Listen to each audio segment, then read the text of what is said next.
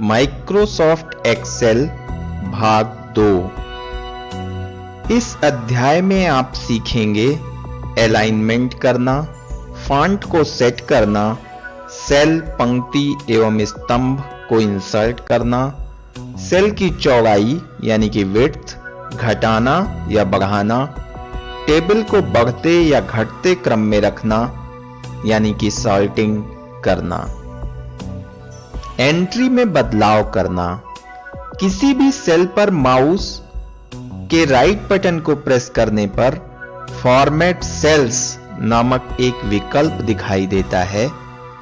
इस विकल्प या ऑप्शन को सेलेक्ट करने पर एक दूसरा बॉक्स खुलता है जिसमें कई विकल्प रहते हैं, जैसे number, alignment, font, border, pattern तथा प्रोटेक्शन इत्यादि। अगली कुछ स्लाइड में हम सीखेंगे कि कैसे हम सेल की फॉर्मेटिंग कर सकते हैं। नंबर की सेटिंग। फॉर्मेट सेल के नंबर विकल्प यानी नंबर ऑप्शन को चयनित करने पर नंबर के लिए कई प्रारूप दिए गए हैं, जैसा कि आप चित्र में देख सकते हैं, और साथ में उसका नमूना भी दिया गया है जो ये बताता है कि शीट पर कोई भी नंबर कैसे दिखाई देगा। यदि आपने डेसिमल प्लेसेस 2 सेलेक्ट किया है, जैसे फिगर में सेलेक्ट किया गया है, तो कोई भी नंबर दशमलव के 2 मान तक सेल में दिखाई देगा। अलाइनमेंट। फॉर्मेट सेल्स के अलाइनमेंट टैब के चयनित करने पर किसी सेल का अलाइनमेंट सही किया जाता है। हम किसी टेक्स्ट को क्षैतिज यानी हॉरिजॉन्टल, ऊर्ध्वाधर यानी वर्टिकल अथवा किसी भी टेक्स्ट को किसी एंगल पर रखना चाहें, जैसे 90 डिग्री के कोण पर या 45 डिग्री के कोण पर, अथवा टेक्स्ट को रैप करना चाहें, तो ये सारे ऑप्शन फॉर्मेट सेल्स के अलाइनमेंट टैब पर दिए गए हैं। इन ऑप्शन को आप चित्र में देख रहे हैं। रैप टेक्स्ट का मतलब होता है कि सेल के अंदर जो डेटा दिया गया है वो सेल की विड्थ में फिट हो जाएगा और सेल की हाइट ऑटोमेटिकली बढ़ जाती है। जब किसी सेल के लिए फॉन्ट की सेटिंग करनी हो तो फॉन्ट टैब का चयन करेंगे। फॉर्मेट सेल के फॉन्ट ऑप्शन को चयनित किया जाए तो इस बॉक्स के अंदर 3 ऑप्शन दिखाई देते हैं, फॉन्ट, फॉन्ट स्टाइल और साइज। इन तीनों में किसी का भी परिवर्तन करने पर चयनित सेल यानी कि रो कॉलम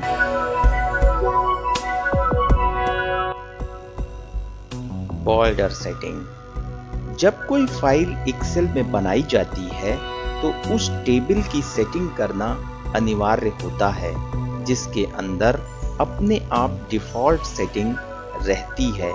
अगर कोई सेटिंग नहीं करते हैं तो डिफॉल्ट सेटिंग आपके टेबल पर अप्लाई होगी, लेकिन अगर आपको कोई नई सेटिंग अपने टेबल पर अप्लाई करनी हो तो बॉर्डर सेटिंग के कई प्रारूप एवं लाइन के अनेकों प्रकार दिए गए हैं।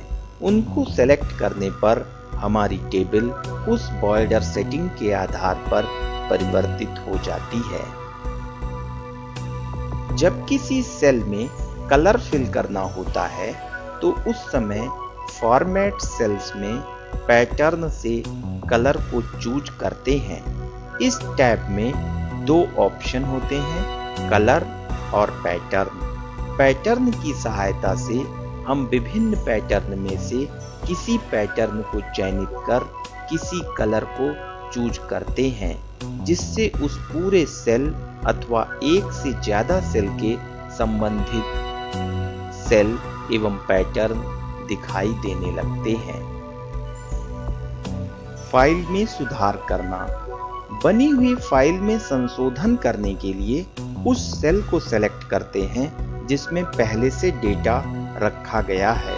सेल का सिलेक्शन माउस अथवा कीबोर्ड की सहायता से किया जा सकता है। अगर सेल में कोई फार्मूला अथवा फंक्शन दिया गया है तो फार्मूला बार पर माउस बटन को क्लिक करते हैं और संबंधित डेटा को संशोधित करते हैं। संशोधन के उपरांत पुनः फाइल को सुरक्षित करना पड़ता है, जिससे संशोधित आंकड़ा नए सिरे से सुरक्षित हो जाए। एक या एक से ज्यादा सेल को सेलेक्ट करना। किसी भी सेल को सेलेक्ट करने के लिए माउस अथवा कीबोर्ड की सहायता से सेलेक्ट किया जा सकता है।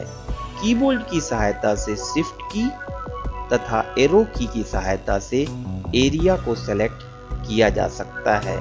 किसी एरिया को सेलेक्ट करने के लिए माउस को ड्रैग करके वांछित एरिया का सिलेक्शन कर सकते हैं। किसी सेल के मान को डिलीट करना। इसके लिए एडिट मेनू में क्लियर ऑप्शन के चयनित करने पर एक लिस्ट बॉक्स ओपन होती है, जिससे कंटेंट्स डेल ऑप्शन को चयनित कर इंटर की प्रेस करेंगे। इससे उस एक्टिव सेल का मान डिलीट हो जाता है, यानी खत्म हो जाता है। सेल, रो या कॉलम को इंसर्ट करना। किसी भी सेल पर माउस की राइट बटन को प्रेस करने पर एक बॉक्स ओपन होता है। उस बॉक्स से इंसर्ट नामक ऑप्शन को सेलेक्ट करेंगे, जिसमें कई ऑप्शन होते हैं। इंसर्ट ऑप्शन को सेलेक्ट करने पर एक बॉक्स और आता है, जिसमें कई ऑप्शन आते हैं, जैसे shift cell right, shift cell down, entire row, entire column. इनमें से कोई भी ऑप्शन चयन करके सेल या रो या कॉलम इंसर्ट किया जा सकता है। सेल की हाइट बदलना। कभी कभी सेल में जो वैल्यू हम देना चाहते हैं, उसके आधार पर सेल की हाइट कम होती है, जिससे हमको सेल की हाइट बढ़ाने की जरूरत होती है। जैसे किसी कैरेक्टर की साइज एवं स्टाइल लार्ज फॉर्म में दिखाना है, तो उस समय सेल की हाइट बढ़ाने की आवश्यकता पड़ती है।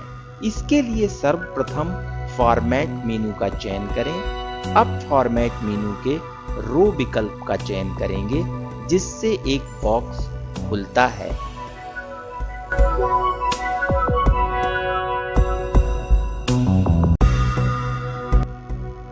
कभी कभी सेल की चौड़ाई बढ़ानी अथवा घटानी पड़ती है। जब सेल की साइज से बड़ी वैल्यू सेल में इंसर्ट करनी होती है, तो उस समय सेल की चौड़ाई कम पड़ती है, जिससे सेल हेडर पर जाकर सेल के दाहिने कॉर्नर पर माउस पॉइंटर को ले जाएं, जिससे प्लस का साइन बनता है।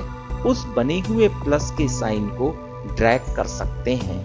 अगर प्लस साइन को दाहिनी तरफ ड्रैग करते हैं, तो किसी भी सेल की चौड़ाई बढ़ती है, और यदि बाएं तरफ ड्रैग करते हैं, तो सेल की चौड़ाई घटती है। इसके अतिरिक्त सर्वप्रथम फॉर्मेट मेनू को चयन करें और उसके अंदर कॉलम ऑप्शन का चयन करेंगे, जिससे एक ऑप्शन बॉक्स ओपन होता है। वहां पर कॉलम की विड्थ स्पेसिफाई करके कॉलम की चौड़ाई को बढ़ाया या घटाया जा सकता है। सेल को कॉपी करना। सर्वप्रथम जिन सेल की वैल्यू को कॉपी करना हो, उसको सेलेक्ट करेंगे। तत्पश्चात उन सेल पर माउस की राइट की को प्रेस करेंगे, जिसमें से कॉपी ऑप्शन चयन करेंगे, अथवा एडिट मेनू के अंदर कॉपी ऑप्शन को क्लिक करें। इससे सेल की वैल्यू कॉपी हो जाएगी। सेल की वैल्यू को पेस्ट करना। उस स्थान का या उस सेल का चयन करेंगे जहां हम वैल्यू को पेस्ट करना चाहते हैं। उस सेल पर जाकर माउस की राइट बटन को क्लिक करेंगे, जिससे एक बॉक्स ओपन होगा। उस बॉक्स से पेस्ट ऑप्शन का चयन करेंगे। इससे पहले सेल की वैल्यू दूसरे सेल में कॉपी हो जाएगी। सॉर्टिंग। किसी भी बनी हुई टेबल को बढ़ते या घटते क्रम में रखने की क्रिया को सॉर्टिंग कहते हैं। इसके लिए सर्वप्रथम मेन्यू बार के डेटा से सॉर्ट ऑप्शन का चयन करेंगे, जिससे एक बॉक्स खुलकर आता है जिसमें टेबल को असेंडिंग या डिसेंडिंग ऑर्डर के ऑप्शन द्वारा वांछित ऑर्डर में किया जा सकता है। सॉर्ट बॉक्स में अपने आप पहला कॉलम नेम लिया है, जिससे नेम के आधार पर सॉर्टिंग होगी। अगर यहाँ पर दूसरे कॉलम का नाम सैलरी चयन करते तो सैलरी के आधार पर सॉर्टिंग होती।